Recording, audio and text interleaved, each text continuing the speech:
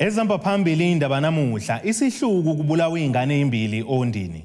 Kudutshulwe oyabahlali basemjondolo eThekwini kanti badube ukusebenza esibhedlela esisondini. Nazi indaba ze1KZNTV ifundele uphilano kaCebekhulu kamzimba umntwana uyakhuleka sanibonani.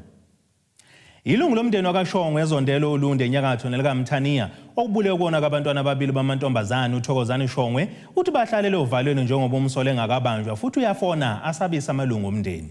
Ekhuluma ke nethimba lezindaba le1KZNTV uShongwe uveza ukuthi basadidekile ngalesi sigameko esibehlele kwazise ke bahlale ke beyibukela kude lento kanje.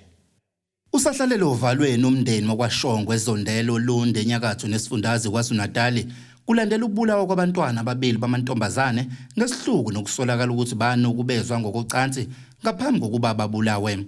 Kulesigameko esenzeke ngeviki eledlule kusolakala ukuthi umsolo ubethandana nonina olabantwana kwasuba khona ingxabano neyaholela ekutheni umsolo abulala lezi ingane ezingazizali ngenhloso ukuziphindisela. Ilungu lomndeni uThokozani Shongwe uthi basadidekile bomndeni ngenxa yalesigameko esinyantisa igazi. Sesaba kakhulu ngoba asazi ukuthi uhlela izinhlelo zini njoba engakatholakali nje ukuthi mhlambe usengafika bhekene nabo lobumzima obenziwa abantu besilisa. Ngihleli ngizokuthiwa kukhulunywa ngama-gender based violence kodwa namhlanje ngiyibuka ngamehlo lento le. Sibhlungu siwumndeni asinawo ngisho amagama singathi mhlambe siyawabeka mhlambe kwi-media nje yonke iphelele. Umasipala waSolundi usuphumela obala ngokuthi uzowusiza lo mndeni ongathathwa entweni ngokuthi ubangcwabele labantwana abo babili. Sizobangcwaba futhi njengamanje base balapha ezwelihle uzwelihle ke usebenzisana nomkhandlu wasondini. Sidabuke kakhulu kodwa okukhulu kunakho konke sifisa lo wenze lokhu aboshwe athe seboshiwe abese ngayithola ibail. Ikhansela kule ndawo liveze ukuthi lazibonela ngawalo umsolwa ehamba nabantwana ngosuku kwanyamalala ngalo abantwana. Labantwana ongosanda kahle oneminyaka eyisikhombisa kanye noAsimbongo neminyaka eyi12 batholakala ngokuhlukana esikhotheni benamanxeba okukenywa nokushawa. Kanti omunye olabantwana uAsimbongo neminyaka eyi12 isidumbu sakhe satholakala sesiqala ukonakala ngosuku lwangesonto. Bangirepotela ukokwazi ukuthi zilahlekile. Kanti mina ngeke ngayibona ngayizolo ngalo lesine ebusuku ngekhathi zabo 8 kuya ko 8:05 minute past 6 lapho. Uma engireportela ngimtshele nje ukuthi ingane zihambe noba ngoba umuntu engangimbonile ehamba nazo. Okwaba sekubabhlungu kakhulu ukuthi sitholeke ingane yokuqala esinyukubeziwe yayisiphinde futhi yasocongwa. Saphuma kumkhankaso somphakathi siphuma left and right sicinga ukuthi mhlambe ngeke silicosheni elinye ithambo lengane. Sacinga uLwesihlanu sacinga iSabatha ingane saze sayithola ngesonto. Ungqongqoshe zokuthuthukiswa komphakathi esifundazweni kwaZulu-Natal noNhlanhla Khoza uhambele lo mndeni uyobhonga emswaneni kanti bese nxusa umphakathi ubungawasula amacala okuhlukunyezwa uma kade uwavulile emaphoyiseni wasenxusa namaphoyisa ubasebenza ngokuzikhandla ukuze kuboshwe abasolwa.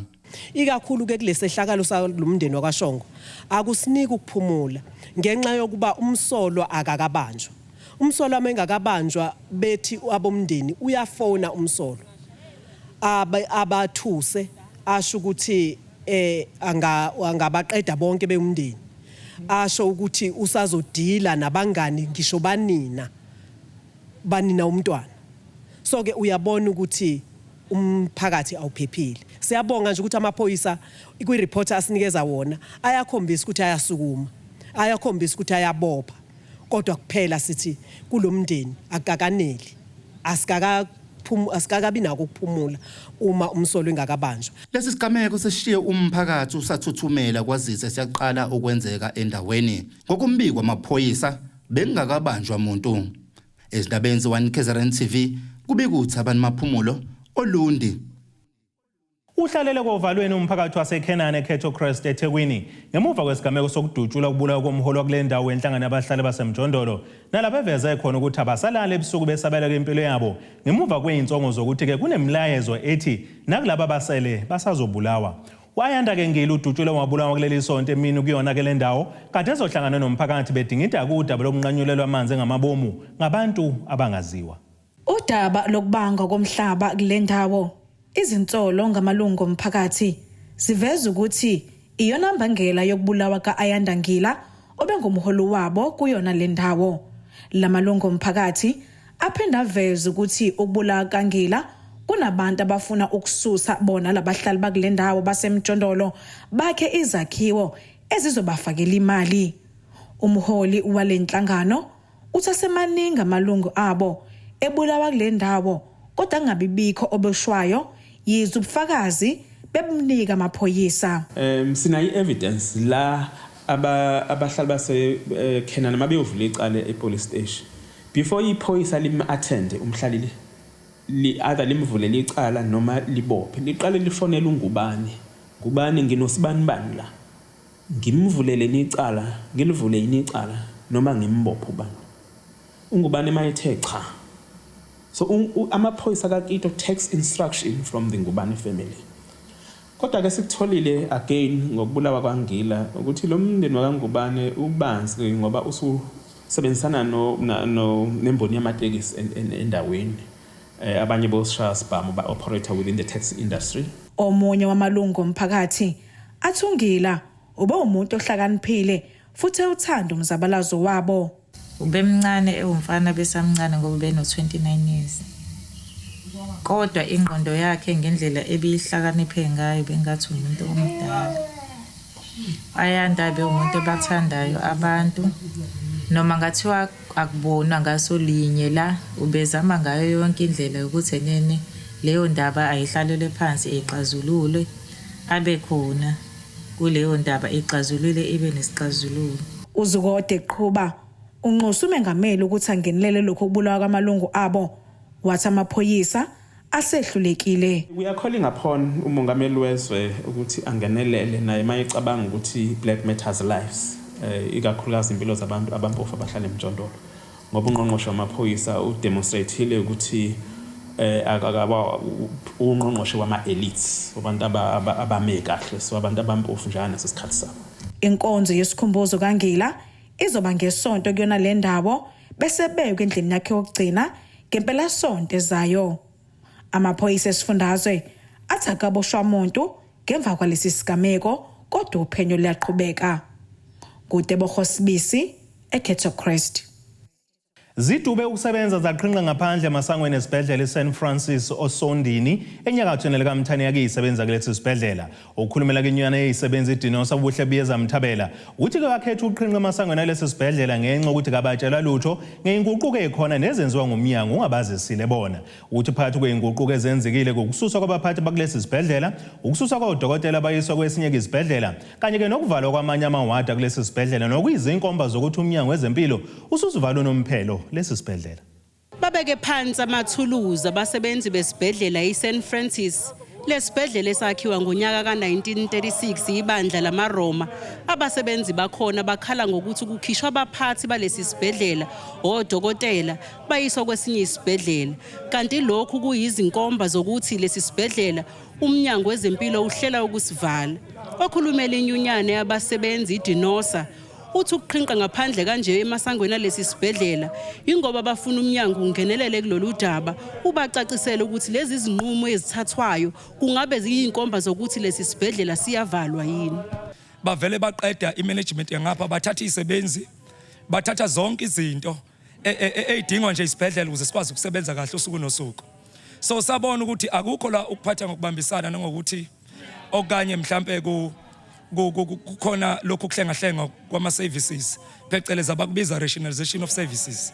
Kodwa esikubonile sibone ukuthi inkomba zokuthi lokhu kuthathwa imoto kwavalwa ama OPD odokotela bakhona abaqashelwe iSan Francis kodwa babavala babanika imandate yokuthi la bengaze bebone ngisho patient la kungenzeki kuthiwa bake babona isiguli ngaphakathi baze khona nje ejikizolo bekunodokotela ngaphakathi beletha iprescription ukuthi anike umuntu ogulayo ukuthi angadla ini. Wathi udokotela ngizoxoshwa ngeke ngikwazi ukwenza lokho kwathiwa singalokuthi sibone ipatient. So iOPD bayivale ngenhloso odokotela bavala ngenhloso nezinye insiza ezifana no maternity ama mobile clinic abesiza wonke lo mphakathi bawuqoqa. So siyabona ukuthi kancane iyafuzwa lendle isibhedlela esiza lomphakathi wasemashona namaphethelo ulundi lonke namaphethelo sabona ukuthi uyafuzwa siyavalwa kahle akukho ukuhlenga nokwakhiwa kabusha imanagement ibeyikhona yonke iescape lesibhedlela yenza sure ukuthi yayiqeda obemela ubuholi bomdabu kanye nomphakathi wakulendawo uNhlanhla Sibiya uthi ukuvalwa kwalesi sibhedlela kuzobakhinyabeza kakhulu njengoba siwusizo kulomphakathi okumanje sebephoqeleka ukuthi bahamba amabanga amade ukuyothola usizo lwezempilo ngesimo esisibona sibhekene naso sokuthi kuthathwe isibhedlela sisiwe enkonjeni kanti isibhedlela besibasiza ogogo sibasiza abafuthi beseduze namhlanje mase beyalena sebezogibela ngani ngoba kwankece ukugibela kayikho lesi sibhedlela sizalelwe kuso namhlanje lesi sibhedlela mase sithathwa ke sisiwapi ngoba isona sibhedlela esiseduzane kwethu uSibongiseni Msiya kwakumasipala wesifunda iZululand kumnyango obhekene nezikhalazo zomphakathi uthi sebemukela uhlu lwezikhalazo zalabasebenzi kanti bazoxhumana nezinhlaka ezifanele ukuze basizakale sitholeke imemorandum eqhamuka la esibhedlela esayinwe umphakathi kanye nabasebenzi bakhalaza ngezinto abakhalaza ngazo ke ezikhona ku memorandum umsebenzi wethu ke njengoba sesitholile imemorandum ukuthi ke siyithathe sikwazi ukuthi sixhumane na wonke ama-stakeholders are responsible for lezi zinto ezibhalwe lapha ku memorandum umthetho ke usigunyaza ukuthi zingakapheli insuku eziwu14 kufuneke sibe sesibahlanganisile labo lesibhedlela salungiswa umnyango wezempilo ngemali engango56 million kanti kumanje sekuvalwe amakhaza kwancishiswa odokotela kwavala namanye amagumbi okusebenzela kanti imizamo yokuthola ukuphawula komnyango wezempilo iphunzile abasebenzi balesi sibhedlela bathi bazoqhubeka nokuqhinqa kanje emasangweni lesi sibhedlela kuzokuba udaba labo liyasukunyelwa ezindabeni ze1KZNTV kubika uZamando Sicele eSolundi ake sithi shelele ezitolo siyabuya nezinye indaba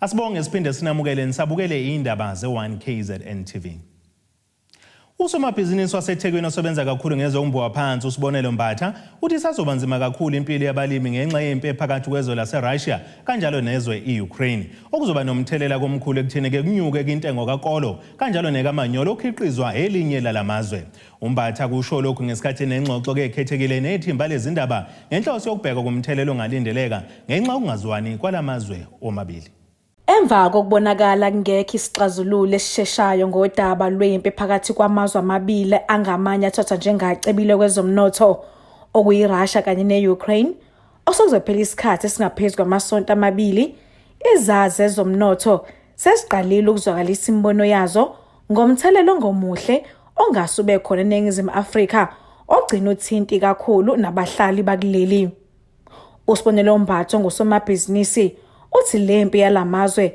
izonyusa intengo kaoil ongahluziwe umthelelo uzoba mkhulu kakhulu eSouth Africa ngicabanga ukuthi ababukeli sebeqalela ukubona ukuthi intengo yeoil ongahluziwe isikhuphuke kangakanani kulamasonto amabili since kuqale lezi zimpi eziphakathi kwayo iRussia neUkraine okwenza futhi kufaka ingcindezi enkulu manje ukuthi uoil ongahluzi intengo ikhuphuke kakhulu ingcindezi efakwa ke eAmerica la khona ishaya umthetho ukuthi akuvala ukuhwebelana phakathi kweRussia kanye nawo amaAmerica lokho ke kwase inxenxa namanye amazwe ehambelana nawo ukuthi nawo ayeke ukuhwebelana neRussia iRussia ke sizokhumbula abalali ababukele ekhaya ukuthi ezinye zamazwe ezihamba phambili ekukhiqizeni uoil ongahluziwe imthelela ke ikanje labo abafunda eeconomics bazokhumbula lento ekuthiwa ilaw of demand and supply uma ke kuke kwabakhona idemand enkulu isupply incane lokusho ukuthi makunabantu abafuna leyo nto bebaningi kodwa umkhiqizo wayo umncane intengo ikhuphuka kakhulu Now njengoba ke izwe elihamba phambili kuyilona elivalelwe ukuthi lingasadayisa uwoyela walo. Lento isho ukuthi ke lawa amanye amazwe akade kuthenga kuleli lizwe singabala amazwe njengo Germany nabo Netherlands o Poland, wonke lawa amazwe asefanele manje abuya azothenga la kade sithenga khona thina eSouth Africa, okuzofaka ingcindezi enkulu ke ukuthi la besithenga khona sekufanele sishare nalawa amanye amazwe. Leyo nto izobe seyiba nomthelela ke ukukhuphuka kwama price ke kawoyela ongahluziwe. Umbathe chaza uthi nezolimo ngeke isale ngaphandle ukuthinteka ikakhulu ngezokuthutha ngoba zidinga udiesel osetshenziswa kakhulu amaloli athutha impahla kanye nemikhiqizo. Zokhumbula ukuthi eSouth Africa ithenga enye yamazwe ethenga umanyolo wayo emazweni afana nabo Ukraine kanye no Russia. Njengoba futhi bengasakwazi ukuletha lo mkhiqizo South Africa kuzothinta futhi manje ezolimo. Ukhumbule futhi okwesibili ukuthi la eSouth Africa ukolweni u90%, in fact u70% wakolweni uthuthwa ngomgwaqo. In other words, ufakwa kuma truck udeliver through umgwaqo. Okusho ukuthi udiesel uma ngabe iprice ka diesel ikhuphuka kuzothinta manje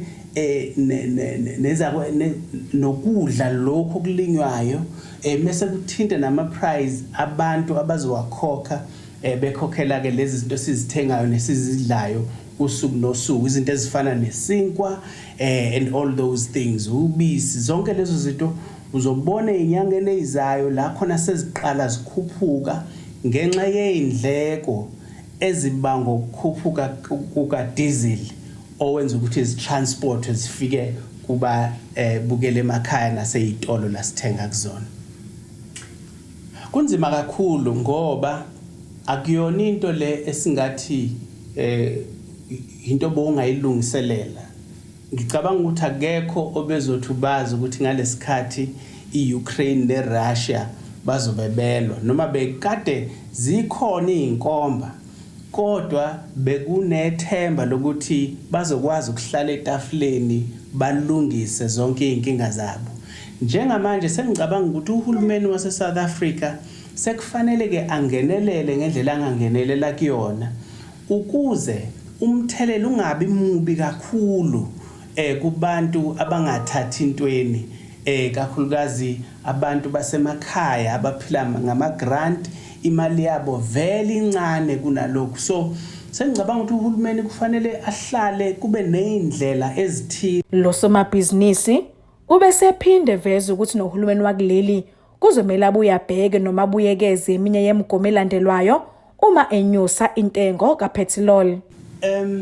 Ukuthi ke ngenxa yokuthi kunama policies amaningi nayo uhulumeni nemigudu ekufanele bayilandele ukuze bashintshe ezinye izinto. Kunezingxoxo eziningi esiloko sinxenxa uhulumeni ukuthi ake basibuyekeze masingangena kafushane nje kule eya petrol, intengo kapetrol. Uzokhumbula ukuthi eSouth Africa intengo kapetrol ngempela mhlawumbe ilako 10 rand ilitha. Lo mehluko ngaphezulu sekuyintela efakwa ke uhulumeni, lo intela ke ezahlukahlukene singabala kuzo lokusithi i-road accident fund leyo kunxephezela abantu abasuke belimele emgwaqweni, nayo yenye yentela enkulu eseyingenile la kwi-price kapetrol. Kube intela ke ezibizwa ngama fuel levies kanjalo nazo futhi esezifakiwe la. Yizo ke zonke lezi zinto ke esithi masinxenxa uhulumeni ukuthi ukuze abantu abahlwempu base South Africa bangawuthwali kakhulu umthwalo, mhlambe sekuyisikhathi sokuthi ake sibuyekeze indlela upetrol o chargewa ngakhona, indlela okucalculatewa ngakhona iprice intengo kapetrol.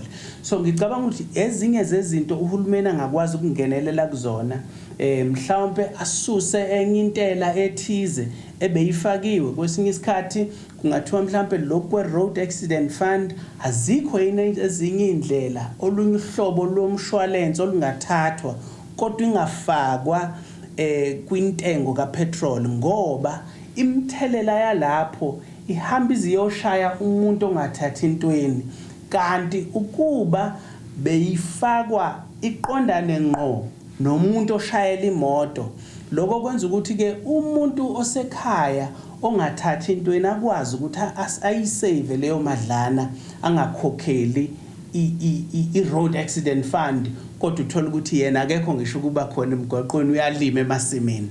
Kusenjalo ukuvala kwezinye zezimboni zemikhiqizo ezongibekwa phansi lokho kuthiwa ngezinye zezinto eziba nomthelelo ongemuhle kuleli ngoba selizothenga uoyela kwamanye amazwe.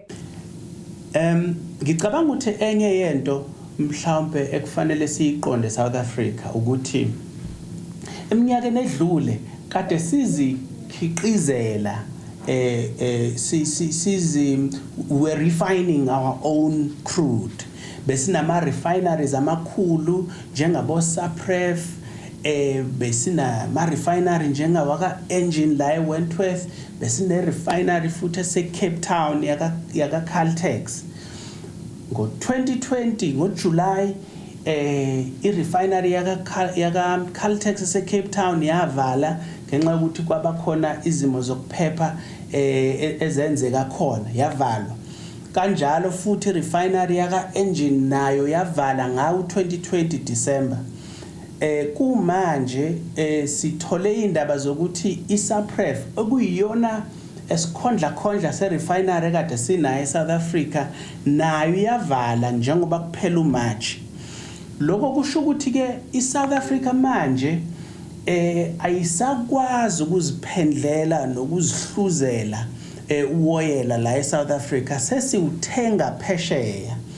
Imthelela yalapho ke mikhulu kakhulu ngoba uma like lantenga irandi kanjalo nomoyela ongahluziwa wakhuphuka lokho kusishaya direct thina emaphaketheni bese ku affect iprice ke ya petrol.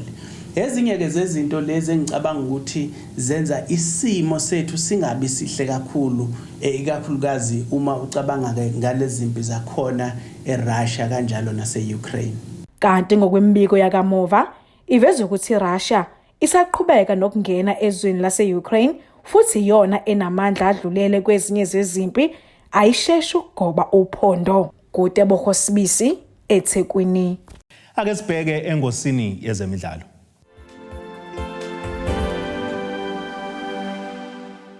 Lo bekade ngumdlalo webhola kanobhutshuzwayo nenxusa lomqhudelwano kaMTN uNjabulo Manqana uthi ke likhulu ke iqhaza elingabanjwa yilabo abawezihla ebholeni kanobhutshuzwayo elibukeka lefadalala ke ezikoleni nokuyihlanzo kwazisa iningi lavundulula liseseyikoleni. uManqana usho kanjena ngesikhathi ke kuqhubeka umcimbi okunikezela ngamajezi ebhola ezikoleni esamalokishini kiNanda eThekwini nokuyilapho ke edabuka khona.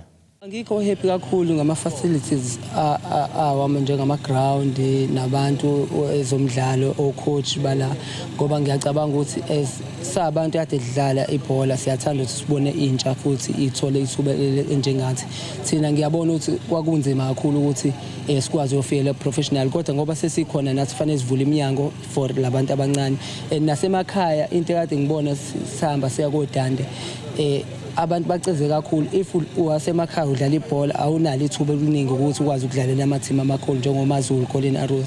So ngiyafisa ukuthi kube khona abantu abangale emakhaya ababonayo abadlali besinesele bona ngala bekwazi ukuthi bethole ithuba elithola wonke umuntu la eseduzane la eThekwini. Njengoba ngigqokela umfaniswano nginikeza ithemba lokuthi shuthi nathi njengoba siyabafana sidlala ibhola futhi ziningi indlela zokuthi sikwazi ukuphumelela ngoba nakho abantu bakaMTN basixhasile namhlanje. Kuyosinikeza kuyasiqhugquzela futhi ukuthi sikhohle ukulibela isigxile edakamizeni sikwazi ukungena kwiipoti zebhola sijime ngezikhathi zantambama futhi zikhona vele izikhathi zokufunda futhi zikhona nezikhathi zokudlala. Le majezi mahle nathi sesokwazi ukuthi masohamba sodlala nezinye izikole singene egroundini siqhenya sigqoke ikit entsha. Ake sibheke isimo sezulu.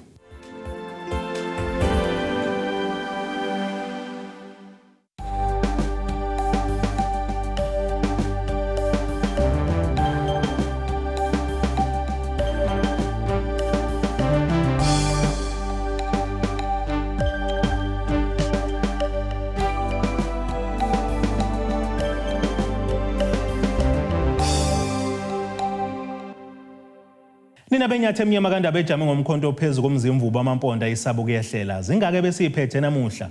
Khumu